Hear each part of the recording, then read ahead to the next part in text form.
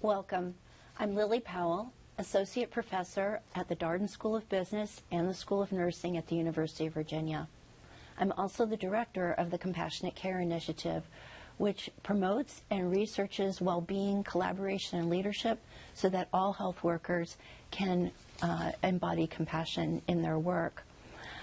With my partners, the UVA Medical Center Hour and the Dr. Lorna Breen Heroes Foundation, I'm delighted to bring to you today a special conversation on healing healthcare together. And I'm joined here by the U.S. Surgeon General, Dr. Vivek Murthy. Thank you so much for accepting our invitation. I'm so glad that we're doing this, Lily, and it's such an important topic. Thank you. Thank you. Well, you know, you have been at the forefront of a movement to support health worker well-being. In May 2022, your office issued an advisory addressing health worker burnout. Shortly thereafter, you issued another advisory on workplace well-being for all workers. And on March 18th, 2024, we're celebrating a new day of recognition, Health Worker Wellbeing Awareness Day. So here's my first question. Why do we need a national day of recognition for this topic?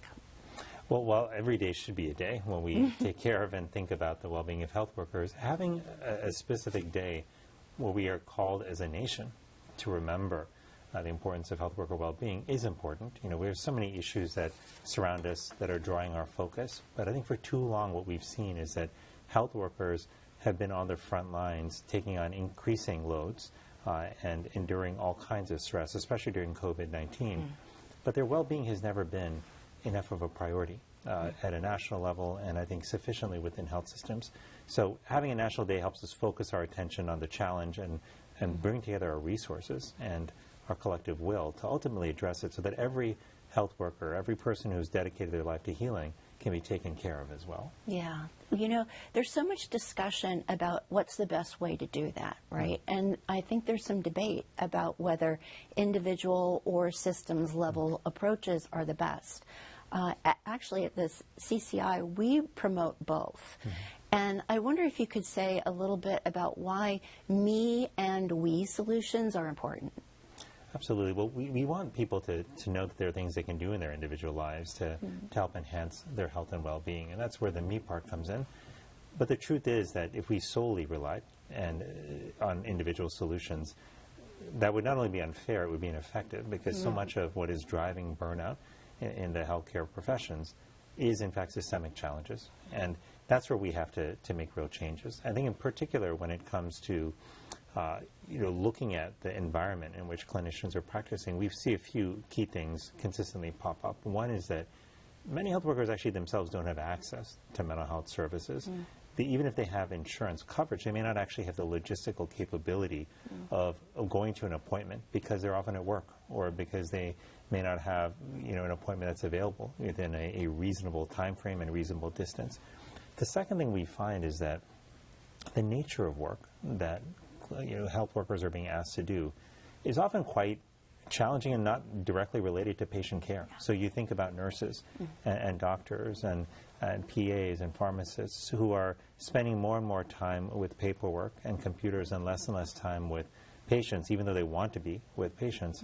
That's a balance that is going in the wrong way. And I do think that the quality of work and having to battle with insurance companies over prior authorizations. I myself have been in the position as a clinician over the years of having to be on the phone battling with insurance companies about trying to get a rehab bed or a medication for my patient that I know they need because I'm there taking care of them, but which somebody on the phone who's potentially hundreds or thousands of miles away and has never met my patient somehow feels necessary to block. So these are the battles that clinicians are fighting each and every day. So that quality of the work really matters. But the last thing I'll point out is that from a systemic level, we also need to have a culture that values the well-being of health workers and that permits them to actually seek help, to raise their hand and say, you know what, I need some additional help or support here.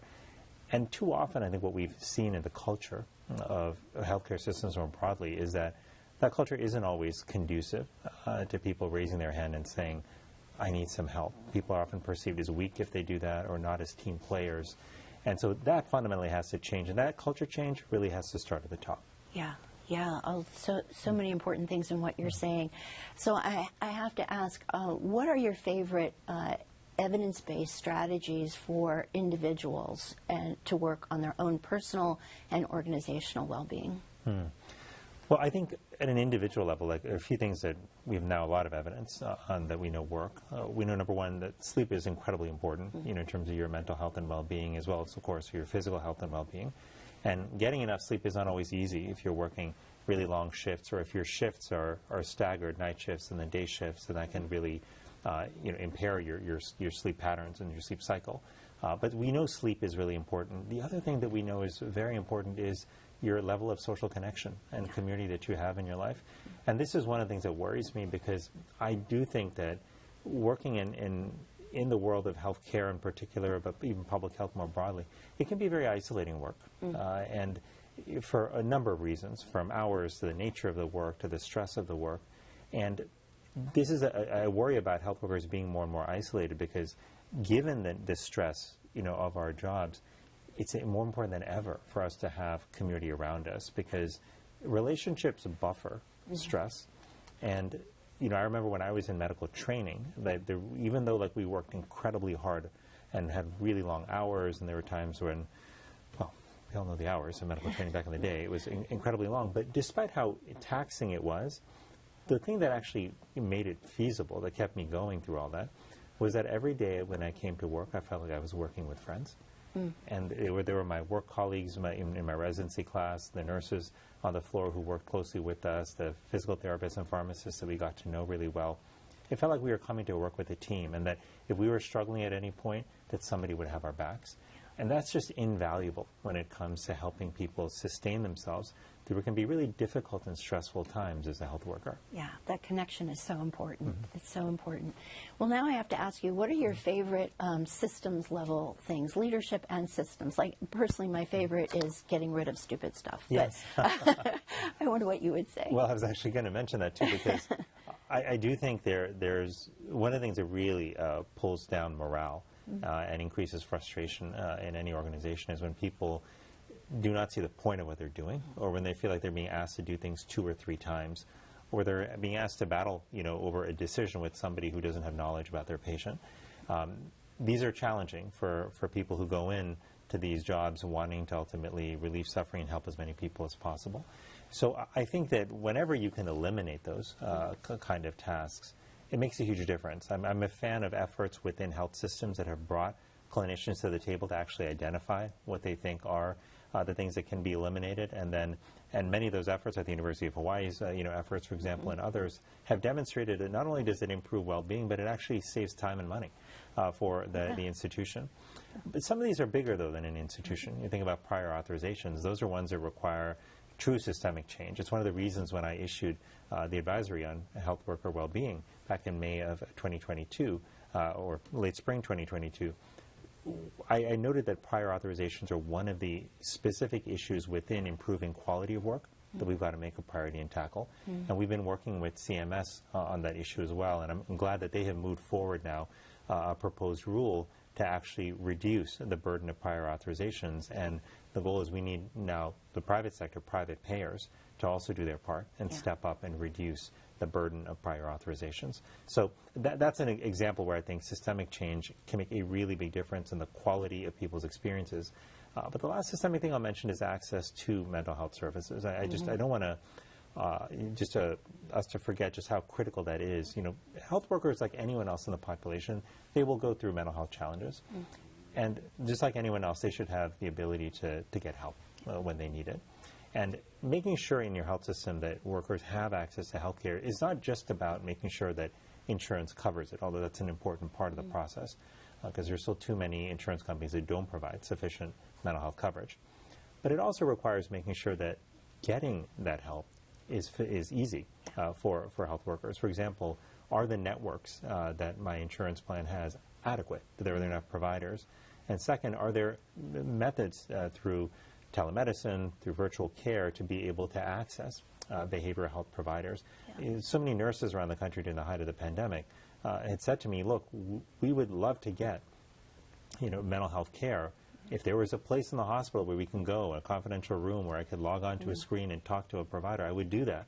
But instead, if I have to drive 30 miles, away, in between shifts, it becomes a lot more difficult with the rest of life's responsibilities to get that kind of care. So we've got to, at a systemic level, make care available and affordable and make sure that it's high quality. If we do these kind of things, I think we can go do a lot to ultimately improve the well-being of health workers. Yeah. I'm hearing in your description a lot of structural changes, and I want to shift a little bit to education, but also talk about culture, right? Your work and others are focusing on creating and sustaining positive learning environments, not just work environments. And we know the hidden curriculum, unfortunately, is still alive and well in some medical and nursing and other professional schools. I wonder if you could speak a little bit about what faculty, staff, and mentors, maybe even students, can do to, think about how the quality of the learning environment sets a culture that gets carried over into professional practice. Well, it's really important because I think a lot of the cues that we ultimately acquire over time that tell us like how we should operate as health workers and what's acceptable and not acceptable, those roots get laid really early on, like in the earliest days of medical training. And I think that's why the mentors that we're exposed to at that time and the role models make a really, really big difference. When I was going through training, like I went through sort of a lot of the cultural acquisition that everyone else went through when they went through training. Like I sort of came to feel that, hey, if I can go long periods of time without sleeping, somehow that means I'm strong. If I can cite as many papers as possible on rounds, if I can cite the literature really well, then that means that, I'm strong. And there's nothing wrong with that. That's actually great. If you know the literature well, can use that to enhance your patient care, that's fantastic. But the notion that strength was primarily defined by acts of physical endurance and memory, that was actually a bit flawed. It was incomplete, right? Because what I also was coming to see, although it was less emphasized, is that there were incredibly compassionate, caring physicians around me who were spending time with their patients, working through incredibly complex and difficult situations and helping them find a source of hope and bringing support into their lives and their families' lives. That wasn't getting published in the front pages of the paper. Nobody was publishing in major journals about these quiet acts of heroism. But that was a really important part of healing. That was a part of how I ultimately learned that we need to define strength, is to include that kind of empathy and compassion. So I think in medical training, in training more broadly, medicine, nursing, pharmacy, it's important, I think, for students to be exposed to role models who are demonstrating both the head and the heart of medicine. It's important that we speak in ways that make it clear to students that both are actually important and valued. If you are a student and the people that you see being promoted, for example, at your nursing school or your medical school, are primarily people who have published lots of papers and brought in grant funding, that tells you that that is what's valued. That's right. in your profession. And again, it's not that that's not important or valuable, but it's not the only thing that actually matters. And so I think schools also need to think about how are they lifting up and recognizing faculty that demonstrate that kind of empathy and compassion and commitment to patient care. Because again, we can say that's important, but if you're not actually rewarding that, students see that. Yes. And they take their cues from that as well. I'll lastly say that students themselves actually, I think, have an important role here too, which is when I was a second year, actually a first year in medical school, I had the privilege of going to visit a good friend who was a first-year medical student at UCSF. And the day I happened to be visiting, he was actually attending an evening class that was called The Healer's Art, which was started by a wonderful woman, physician, and now mentor of mine, Dr. Rachel Remen. And what Dr. Remen had done is basically create 4 evenings during a semester when students could come together with a few faculty to reflect on and reconnect with the core values that brought them to medicine, to talk about how they might live those out, to share about moments when they felt those values were challenged, and very importantly, to have each other's backs and ensuring that they could practice medicine in a way that fit both their head and their heart. And I was so inspired by that when I came back to Yale, where I went to medical school, I ended up talking to a couple of faculty members and a couple of students about this, and I said, wouldn't it be wonderful if we could create something like this here at our medical school? And we did. And the students really played a big role in helping drive the creation of that course, which is now, 20 plus years still offered at our medical school and is now offered at many other schools around the country, thanks to Dr. Remen. But that's just another example of how students can help create the community that reinforces the core values that we need. They shouldn't have to do it alone. But students working together with faculty, I think, can help really reset the culture in ways that I think are consistent with what initially inspired people to come into the healing professions to begin with. Yeah. Reconnecting with the meaning of the work is so important, but also this sense of connection with each other and maybe even the joy in the work. You know, that's an important piece as well that sometimes gets, I think, overlooked. Your description of the healer's art actually anticipates a question from one of our students. We asked, I know you have a special place in your heart for youth and mental health, and so we thought, well, let's see if what our students would say and ask of Dr. Murthy. So this is from Tiana Al, and she's specifically about the healer's art. And after describing it, she asked, when was the first time you experienced burnout? Well, that's a great question. I actually think I experienced burnout before I was in medical school, when I was in college. Maybe there were hints of it when I was in high school. I think the hardest that I ever worked and the least that I ever slept was in high school and college, which I'm not proud of, but it was just more of an admission of fact. But in college, I just realized that I was driving myself into the ground. I was putting a huge amount of stress on myself about academics. I was trying to do a whole lot of extracurriculars as well. I went to college far away from where I grew up, so I didn't really know a lot of people there, and I was actually increasingly isolated and alone, so I didn't have, sort of a community to help, support me or buffer me. And all those things combined to just lead me into this state of just burnout. I never saw anybody for help during that time, but it wouldn't surprise me if I was also struggling with depression during that time. But yeah, it was a very, very difficult time. And I ultimately, I don't really think I had a systematic way to address it at that time. I don't think I even knew what burnout was, honestly, when I was in college.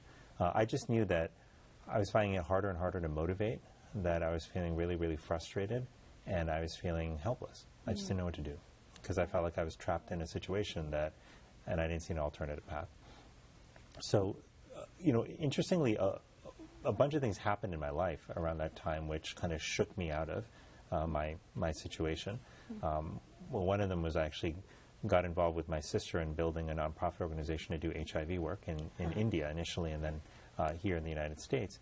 And that actually became a really powerful outlet for me to experience fulfillment and creativity and enjoyment in a way that I wasn't experiencing in my college classes and my college life. It also gave me a way to build relationships with people who care deeply about this issue as well. And so even though it was in the earliest days, not college-related activity, it actually helped me heal from a lot of the burnout that I was experiencing in college. But that was my earliest experience of burnout. And the truth is, look, I've had periods after that where I've felt burned out. There was actually a time it was in the winter of my intern year in medical school when I was on my oncology rotation where I was oncology is, you're dealing with a lot of very challenging, human issues. Our patients were seriously ill, very complicated. We had a very large patient load at the time, and I was trying to just manage on maybe an average of 4 hours of sleep a night. I was just trying to see if I could even get that much, but it was hard to get out of the hospital on time. And I remember one day just everything was piling up, and I was close to getting out. It was 9 o'clock at night, and I had to be back 5 a.m. the next morning. But I was okay, at least I can get out at 9, go home, and go to sleep for a few hours. And just when I was typing in my sign out to hand over to the other team to take over my patients overnight, the whole computer system went down. And there was no backup. I literally just had to wait for it to come back online a few hours later. And I just remember going out into the stairwell and just kicking the door because I was just sitting on the steps just thinking, oh my God, this is feels like such a low point. And thankfully I got through that, but a big part of what helped me get through that were fellow interns because we were able to talk openly about how we were feeling, which helped tremendously because otherwise I would have felt something's wrong with me, I'm the only one going through this. So I think burnout happens to us, but from time to time, but my hope is that if we have the right systems and the right community, That those moments of burnout can be brief, and that we can recover from them and hopefully help other people do the same. Yeah, yeah. So important what you're saying, and thank you for sharing your story. I mean, I think we've all had our moments, our low moments. Yeah. I have another question for you. This one's from Malika Damalapati, and she's a UVA medical student. And she writes, as a medical student from the start of my journey, I've been told to avoid medicine for many of the reasons that you've outlined in your 2022 advisory. Some of my classmates have chosen to pivot away from residency in pursuit of different careers. How do we as students rationalize and willingly step foot onto a path that has burnout waiting at the end? What steps can we do to preemptively advocate for ourselves? Oh, such a good question from Malika. And I would just say to her that if I had to choose again whether to do medicine or not, I would choose to do medicine 100 times out of 100. I would do it again, even knowing what I know about the challenges that exist in the profession. And here's why. Because I think at the end of the day, what we have and what we have to protect is this incredible privilege and honor and opportunity to be a part of somebody's life at a critical juncture, to be able to witness their journey and to hopefully contribute and help and maybe even heal along that journey. And that's what brought many of us to this work in the first place. And the kernels of it are still there in the profession. That kernel may be layered over with other challenges and difficult work and bureaucracy. It may ultimately lead us to a path of cynicism. But that's why I think it's so important for us to figure out how to protect that kernel of good. Because the truth is, when people are ill, they need people like Malika and others by their side who are compassionate, who are empathetic, and who are skilled to be able to help them navigate these really challenging times. And the secret about medicine is it's not just healing for the patient, it's actually really healing for the clinician themselves. That I still think so often in my job as Surgeon General, when I'm faced with difficult decisions or trying to figure out which issue should we take on or how to tackle a difficult topic, I so often think back on my experiences with patients, on the conversations I had with them, the insights that they shared with me, verbally or otherwise, through their stories. And medicine is such a deep well of riches and fulfillment. And that's why I think it's even more important that we advocate to protect that experience for patients and for clinicians, and why students can be those advocates. There's no reason why, just because you don't have an MD after your name, that you can't speak up in your medical school classes and organize to actually ensure that you're getting exposed to not just the head part of medicine, but to the empathy and compassion of medicine, that you can push to have classes that help focus and refocus us on those core values, classes like the Healers Art, which now again exist in 60+ medical schools in the country, but could be brought to even more. So these are ways that students can have a voice. And the other big thing students can do is they can stick together and build communities where you can talk about these issues. And I can't tell you how valuable that is. Like, every student is going to go through a point in their training when they feel either burned out or something difficult has happened and they're trying to figure out how to manage it. It could be the death of a patient. It could be recognizing that somebody in the class has gotten ill. It could be not being treated well, by somebody on your team, one of your coworkers. And these are all things that we have to grapple with.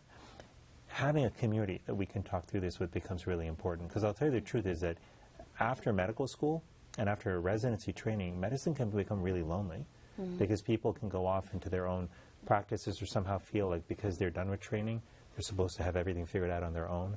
They shouldn't ask for help. So it can be really isolating. But if you build those communities of support early on, not only can that help you, but those communities can be forums and engines for advocacy where we can speak up for more. That's actually how I got involved in advocacy work back in the day. It was actually getting together with other clinicians who recognized that we came to medicine to contribute to people's healing journey, and instead we found ourselves burdened by bureaucracy and prior auths and other obstacles to patient care, and we wanted that to change. So we became advocates together in addition to supports for one another. Oh, that's terrific. That's terrific. Again, connection being so important. Yeah.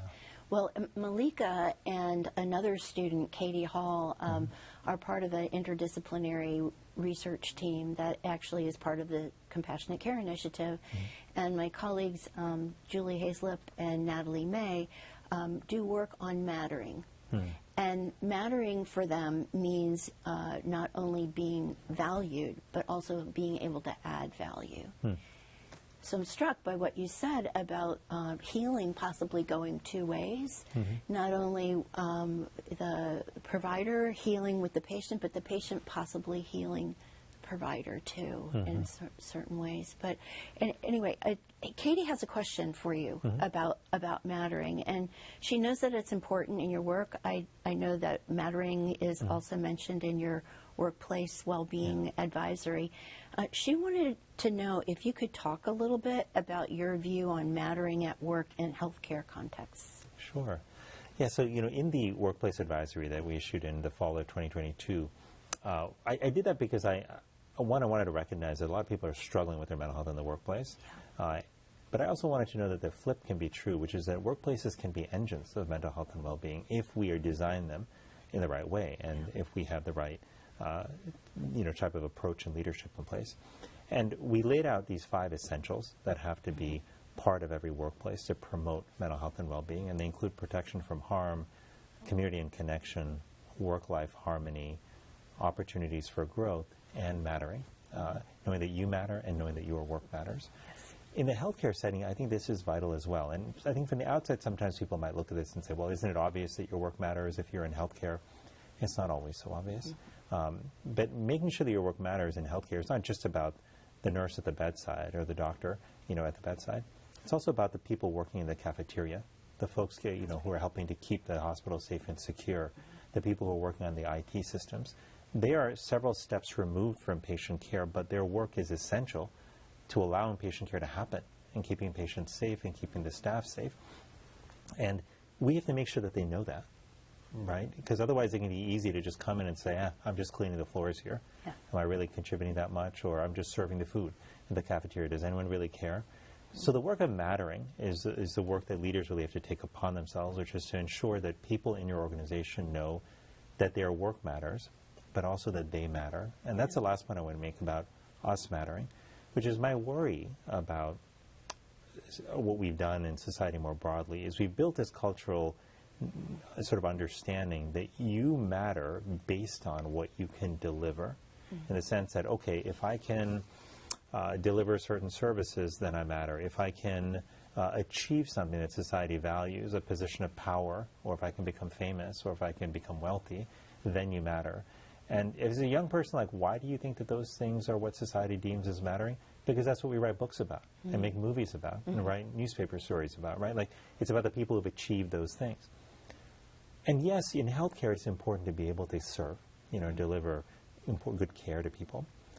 But it's really important for every trainee to know that the most important things they need to be healers were the skills that they had long before they entered medical school or nursing school or pharmacy school. And that's their ability to care for others deeply, their ability to listen with their full presence, their ability to lead and to live with love. That's what makes us fundamentally worthy human beings. That's what convinces me that we all matter from the time we're born. And the truth is, we know this at the earliest stages of our life. What happens is we forget it along the way, or we're convinced otherwise, that we don't have fundamental value, that we have to acquire value to actually matter in society. I think about my own son, who you just met. Recently I brought him to work today because he's not feeling good and couldn't go to school. So he's hanging out with me today. But he was, the other day, I had this issue with my shoulder. I was dealing with some, a frozen shoulder type syndrome here. And I had to, I was at the dining table with him, and I needed to reach for something because my daughter gave me something. And I reached, and I had this lancing pain that just went right through my shoulder. And it was actually a 9 out of 10 pain. It was it caught me by surprise, and it was severe enough that it dropped me to my knees. And I was actually just clutching my shoulder. He got off his chair, and I couldn't see this because I was, looking at the floor. But he quietly got off his chair. He put his hand on my shoulder, and then he rested his head against my head. Oh. And he didn't say a word, but he just stood there. And I actually, not seeing him, I thought maybe that was my wife's hand. And then I turned my head, and I saw it was him. And I was just, I choked up just seeing that, because this beautiful child, just on his own accord, just knew instinctively that he didn't have to go to medical school or nursing school to be a healer. But right there, he reached down into his heart and expressed the care and compassion that he felt That's right. to his father, who he saw was in pain. Yeah. And I want every student who goes through training to remember that they were born with the ability to heal. That is what makes me convinced that they matter. It's in our ability, our intrinsic ability to give and receive love, that we find our true worth and value. And we can not only recognize that ourselves, but we can help other people see that as well. So often people who may approach us in life think that they have to win our approval, or somehow convince us that they're worthy based on their resume or something else. If we can help see people as whole humans, if we can help them see that we see that they have fundamental worth and dignity and value, that changes our relationship with them. It changes how they operate in the world. And imagine a world where everyone knew that they were operating from that place of true value and dignity. How much happier and healthier would we all be? What you're saying gives me such tremendous hope, and I hope it also provides great hope for the people who have been able to listen in today on our conversation. Thank you so much. This has just been so inspiring. This healing healthcare together, it's something that we all, I think, can work hard if we connect, if we have compassion, and as you suggest, if we love. Absolutely. Well, thank you so much. Thank I'm so you. glad we did this, and Me too. I'm so glad for all of your efforts to help support health workers. They collectively spent so much time, energy, and heart caring for others, and it's high time that we step up and care for them as well. So thank you for what you're doing to make that possible. Thank you.